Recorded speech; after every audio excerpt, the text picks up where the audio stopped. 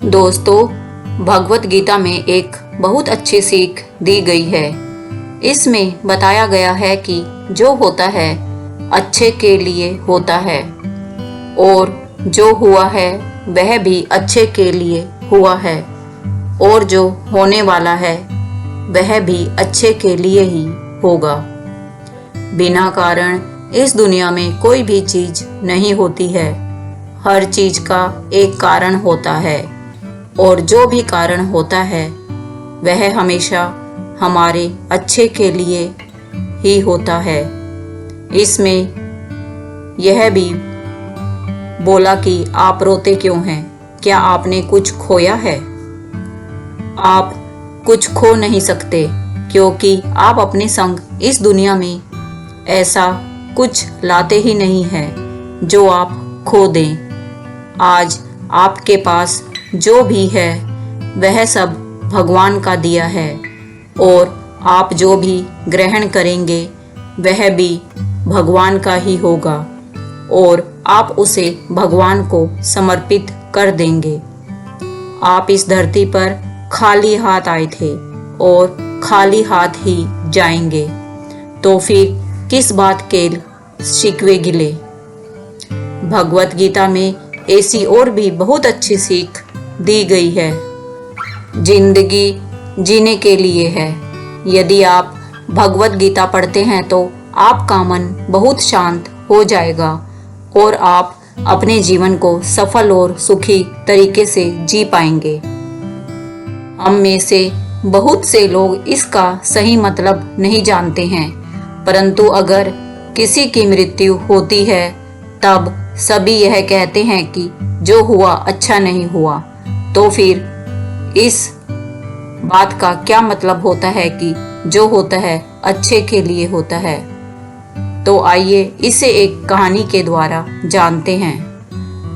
दोस्तों, एक बार की बात है, यमराज अपने यमदूत को धरती पर एक औरत को लेने के लिए भेजते हैं।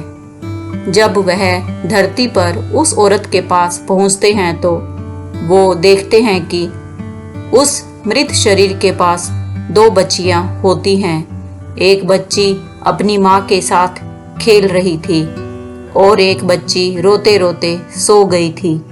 यह देखकर यमदूत को अच्छा नहीं लगा और वह उस मृत शरीर को लिए बिना ही यमलोक चले गए।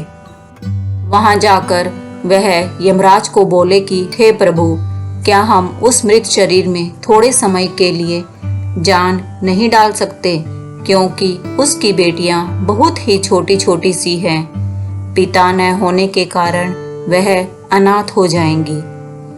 यमराज जी बोले, तुमने उस मृत्यु शरीर को न लाकर अच्छा नहीं किया।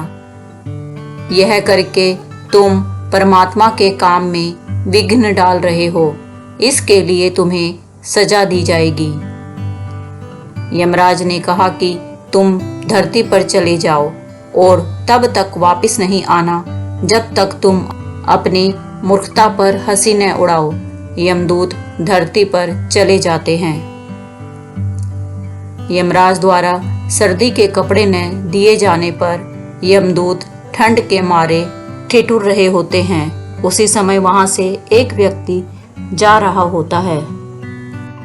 वह यमदूत को ऐसी हालत में देखकर उस पर बहुत दया आती है। उस व्यक्ति के हाथ में एक कंबल था जो कि वह अपने बच्चों के लिए ले जा रहा था, परंतु उसे दया आ जाती है और वह कंबल यमदूत को दे देता है और उसे अपने साथ घर चलने के लिए कहता है।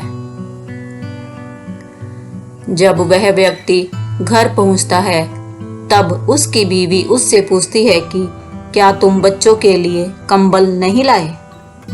तब वह व्यक्ति बताता है कि यह कंबल मैंने इनको दे दिया। तब उस व्यक्ति की बीवी गुस्सा होकर बोली कि इस कंबल की ज्यादा जरूरत हमारे बच्चों को है।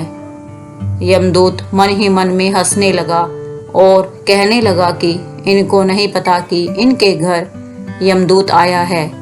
वह व्यक्ति चमड़े के जूते बनाया करता था और वहां रहते रहते यमदूत भी यह बनाना सीख गए।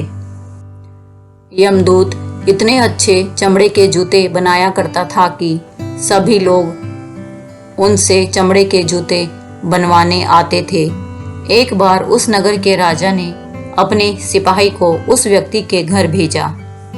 वह सिपाही उस व्यक्ति के घर एक चमड़ा लेकर जाता है और कहता है कि यह चमड़ा लो, यह चमड़ा आपको कहीं नहीं मिलेगा और तुम इस चमड़े से राजा के लिए सुंदर से जूते बना दो।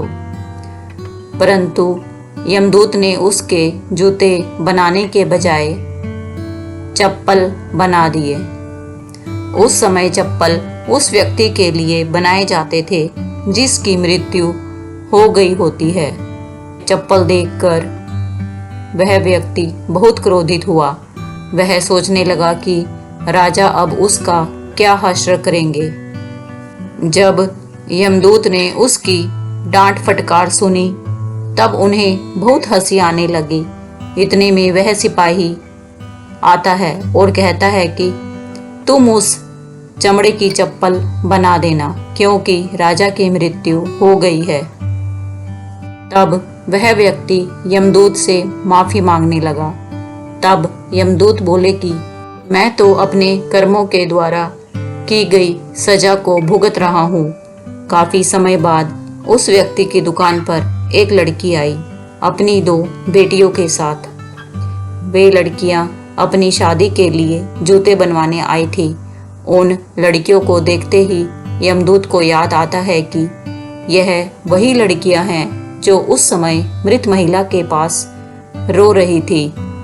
तब यमदूत उस महिला से पूछते हैं कि वह बच्चियां कौन हैं। तब वह बताती है कि यह लड़कियां अनाथ हैं। इनके पैदा होते ही 2 साल बाद इनकी माँ इनको छोड़कर चली गई थी। मेरे पास भी संतान नहीं थी, इसलिए मैंने उन्हें गोद ले लिया और मेरे पास बहुत संपत्ति है और आगे जाकर यही दोनों मेरी संपत्ति की मालकिन बनेगी। तब यमदूत को खुद पर हंसी आई। उसे अपनी मूर्खता का एहसास हुआ। तब वह 3 बार हंसा। फिर वह व्यक्ति यमदूत से कहता है कि अब आप 3 बार हंस चुके हो, अब आप मुझे अपनी हंसी का कारण बताएं।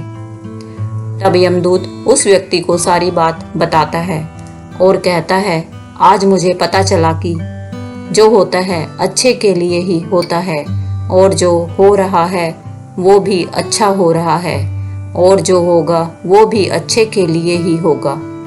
परंतु अगर कोई किसी महिला के साथ गलत कर रहा है, उसके साथ अन्याय कर रहा है तो वह अच्छा नहीं है।